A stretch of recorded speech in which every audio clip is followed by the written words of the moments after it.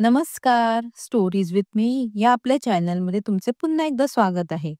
जेव्हा आपण देवादिदेव महादेव आणि आदिशक्ती माता पार्वती यांच्याबद्दल बोलतो, तेव्हा दोन नावे आपल्या मनात सर्वात आधी येतात. ते म्हणजे बुद्धीचे देवता श्री गणेश आणि शक्तीचे स्वामी कार्तिकेय. पण तुम्हाला माहित आहे का, की कैलासातील या दिव्य कुटुंबात या दोन पुत्रांशिवाय एक कन्या देखील होती. एक एक अशी देवी जिचा जन्म एक रहस्य, एक प्रार्थना आणि एक वरदानाचा परिणाम होता. तिचे नाव होते अशोक सुंदरी. ही कहाणी एका मुलीची आहे जिच्या आयुष्यात प्रेम, एक भयानक शाप, एक क्रूर राक्षसाचा अत्याचार आणि शेवटी एक महान मुक्ती हे सर्व काही सामावलेले आहे. ही अशी कहाणी आहे जी युगांपासून विसरली गेली आहे.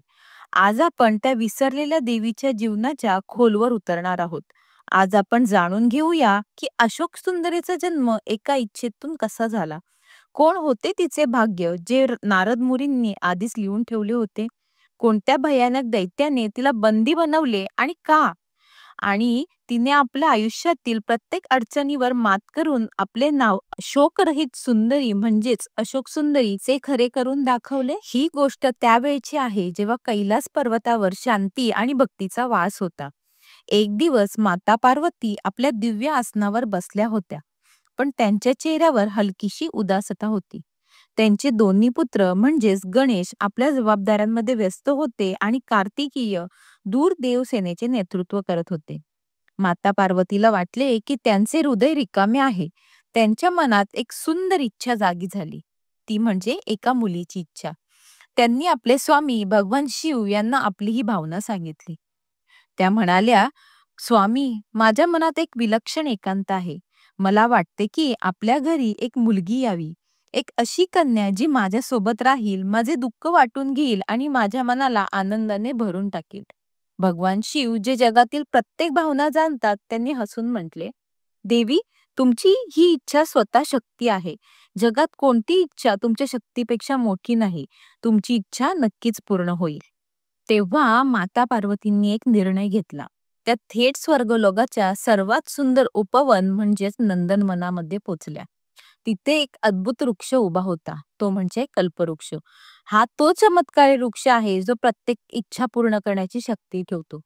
पार्वतींनी दोन्ही हात जोडून कल्पवृक्षाला प्रार्थना केली, "हे कल्पवृक्षा, मला एक अशी मुलगी दे जी रूपात सर्वात सुंदर असेल आणि जी माझ्या जीवनातून शोक पूर्णपणे मिटवून टाकेल." हे केवळ एक वरदान नव्हते, तर एका मातेची तीव्र हाक होती. आणि त्या क्षणी कल्पवृक्षाने आशीर्वाद दिला आणि एक तेजस्वी सुवर्णमय प्रकाशासह एक सुंदर तेजस्वी कन्या प्रकट झाली. हे सौंदर्य असे होते की देवता देखील मंत्रमुग्ध झाले. देवतांनी त्या कन्येला नाव दिले अशोक सुंदरी. अशोक म्हणजे शोकरहित किंवा दुःख नसलेली आणि सुंदरी म्हणजे अतिशय सुंदर. केवळ तिचा जन्मच अद्भुत नव्हता, तर तिचं नावच तिच्या जीवनाचा उद्देश बनले. ती देवी जी प्रत्येक दुःख दूर करून जीवनाला सुंदरता प्रदान करेल. अशोक सुंदरी कैलासावर माता पार्वतीच्या छायेत मोठी होऊ लागली. ती लहानपणापासूनच खूप तेजस्वी होती. तिच्या डोळ्यांमध्ये एक दिव्य चमक होती. ती माता पार्वतीची परम भक्त होती आणि कैलासाचे वातावरण तिच्या आगमनाने खऱ्या अर्थाने शोकरहित आणि आनंदमय झाले होते. एक दिवस जेव्हा देवी अशोक सुंदरी आपल्या भक्तीमध्ये लीन होत्या, तेव्हा तेथे देवर्षी नारद मुनी पोचले. नारद मुनी जे तिन्ही लोकांमध्ये भ्रमण करतात आणि भविष्याच्या ज्ञानाचे जाणकार आहेत. नारद मुनींनी तिला पाहून हसले आणि म्हणाले, "देवी, तुमचे भविष्य अत्यंत अद्भुत आहे. तुम्ही स्वतः शक्तीची कन्या आहात, पण तुमचा विवाह साधासुद्धा होणार नाही." अशोक सुंदरी उत्सुकतेने त्यांच्याकडे पाहू लागली. "तुमचा विवाह नहुष नावाच्या एक तेजस्वी राजकुमाराशी होईल. हा बालक पृथ्वीवर राजा ययाती आणि राणी देवयानी यांच्या पोटी जन्म घेईल." नारदांनी पुढे एक आणखी मोठी गोष्ट सांगितली, जी या कहाणीचे केंद्र बनले. नारद मुनी म्हणाले, "वेळ आल्यावर हाच नहुष आपल्या पराक्रमाने स्वर्गाचा राजा इंद्र देखील बनेल आणि तुम्ही त्याची राणी बनाल." हे ऐकून अशोक सुंदरी खूप प्रसन्न झाली. तिला आपल्या भाग्याबद्दल माहिती मिळाली होती. तिने मनातल्या मनात नहुषाला आपला पती म्हणून स्वीकारले. परंतु नियतीने तिच्यासाठी एक खूप मोठी परीक्षा आणि एक भयानक रहस्य लपवून ठेवले होते. सुख आणि दुःख यांच्या या कहाणीत एक आता वाईट शक्तीचा प्रवेश होणार होता. त्याच वेळी दैत्यांच्या नगरीत एक क्रूर आणि शक्तिशाली राक्षस राहत होता. त्याचे नाव होते हुंडासूर. हुंडासूर खूप अहंकारी आणि दृष्ट होता. एक दिवस हुंडासुराने आपल्या दैत्य शक्तींनी देवी अशोक सुंदरीचे दिव्य सौंदर्य पाहिले. तो तिच्या सौंदर्याने इतका मोहित झाला की त्याने तिला कोणत्याही किमतीवर आपली राणी बनवण्याचा निश्चय केला. तो थेट कैलासाजवळ पोचला आणि अशोक सुंदरीला म्हणाला, "हे देवी, मी तुझ्या सौंदर्याने वश झालो आहे. मला तुला माझी पत्नी बनवायचे आहे. माझ्याकडे अमाप शक्ती आहे. मी तुला तिन्ही लोकाची राणी बनवेन." अशोक सुंदरी जी शिवाची कन्या होती, तिने धैर्य आणि क्रोधाने त्याच्या बोलण्याला उत्तर दिले. "हे दुष्ट राक्षसा, माझ्या पतीची निवड आधीच झालेली आहे. माझे पती नहुष असतील आणि मी तुला कधीही स्वीकारू शकत नाही." हुंडासुराचा अहंकार भयानक क्रोधात बदलला. त्याने ओरडून म्हटले, "तर मी त्या नहुषाला मारून टाकेन. मी त्याला जगातून संपवून टाकेन, जेणेकरून तू माझी होशील." राक्षसाचे हे नीच बोलणे ऐकून देवी अशोक सुंदरीचा दिव्य क्रोध जागा झाला. त्यांच्या कपाळातून अग्नी बाहेर पडली. त्यांनी उभे राहून हुंडासुराला एक भयानक शाप दिला.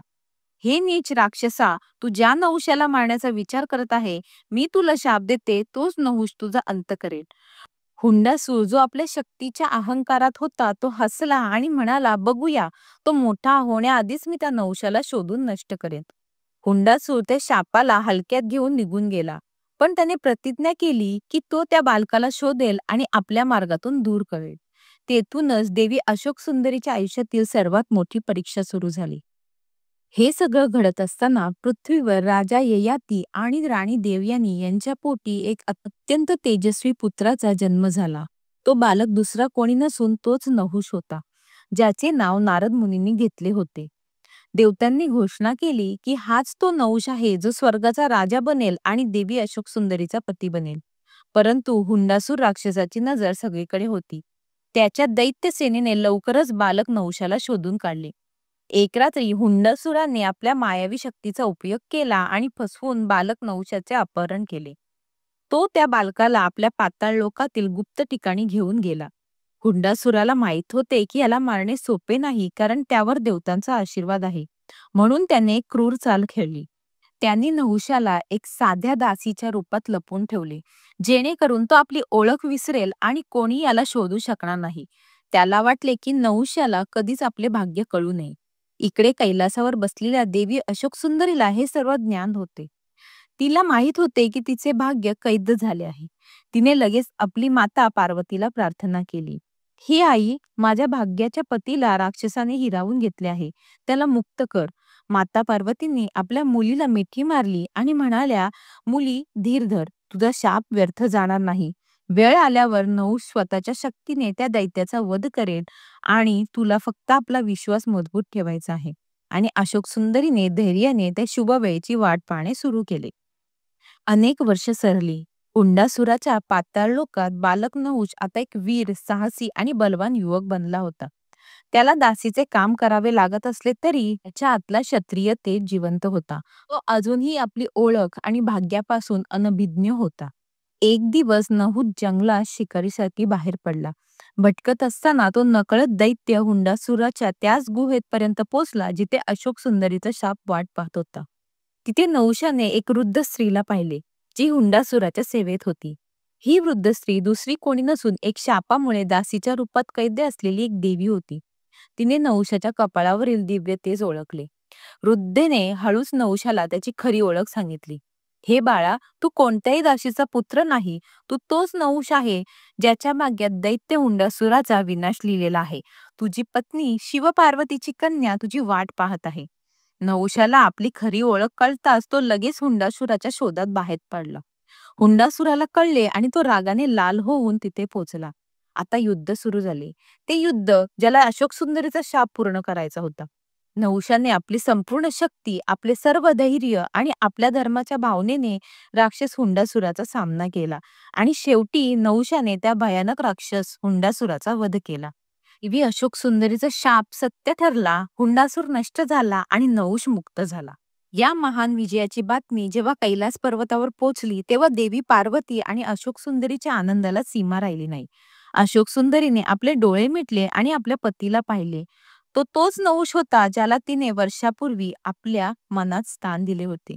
नंतर एक भव्य समारंभाचे आयोजन झाले. सर्व देवता, ऋषी आणि मुनी कैलासावर उपस्थित झाले. देवी अशोक सुंदरी आणि राजकुमार नहुषाचा दिव्य विवाह संपन्न झाला. हा विवाह केवळ दोन आत्म्यांचे मिलन नव्हते, तर प्रेम, धैर्य आणि धर्माच्या विजयाचा उत्सव होता. त्या दिवशी स्वर्गलोक आणि पृथ्वीलोक दोन्हीकडे उत्सव साजरा झाला. नारद मुनींचे वरदान देखील सत्य झाले. पुढे जाऊन नहुषाने आपल्या महान पराक्रमाने आणि धर्मनिष्ठेने इंद्रासन प्राप्त केले. काही काळ त्यांनी देवतांचे राजा म्हणून स्वर्गावर राज्य केले. अशोक सुंदरी त्याच्यासोबत राहिली. त्या केवळ एक पत्नी नाही, तर ज्ञान, सौंदर्य आणि सर्वात महत्वाचे म्हणजे अतूट धैर्याचे प्रतीक बनल्या. देवी अशोक सुंदरीचे नाव शिवकुटुंबातील इतर सदस्यांप्रमाणे लोककथांमध्ये कमी घेतले जात असले तरी त्या स्वतःमध्ये एक महान देवी आहेत. त्यांना आजही सुख, सौभाग्य, सौंदर्य आणि विशेषतः शोक निवारण्याची देवी मानले जाते. मान्यता आहे की जी कोणती स्त्री किंवा कन्या आपल्या जीवनात शांती, प्रेम, विवाहामध्ये सुख आणि कुटुंबात आनंद इच्छिते, ती जर देवी अशोक सुंदरीचे ध्यान करेल, तर देवी नक्कीच त्या जीवनातून शोक मिटवून सुंदरता भरून टाकतात. त्यांची ही संपूर्ण कहाणी आपल्याला जीवनात एक गहन सत्य शिकवते. हिले सत्य असे की नियती कितीही कठीण परीक्षा घेऊ देत, विश्वास, शक्ती आणि धैर्याने प्रत्येक अडचण दूर करणे शक्य आहे. आणि दुसरे म्हणजे की जेव्हा आपल्या मनातून शोक पूर्णपणे मिटून जाते, तेव्हाच आपले जीवन खऱ्या अर्थाने सुंदर आणि आनंदमय बनते. ही कहाणी आपल्याला आठवण करून देते की शिव-पार्वतीच्या कुटुंबात प्रत्येक संतान आपल्यामध्ये एक महत्वाचा संदेश घेऊन आली आहे. ही होती देवी अशोक सुंदरीची कहाणी. एक अशी कन्या जिने आपल्या नावाचा अर्थ आपल्या जीवनातून साकार केला, जी शोक मिटवून सुंदरता, प्रेम आणि शक्तीचे प्रतीक बनली. तुम्हाला हा व्हिडिओ कसा वाटला हे कमेंटमध्ये नक्की सांगा. व्हिडिओ आवडल्यास लाईक करा, शेअर करा आणि सबस्क्राईब करायला विसरू नका. धन्यवाद.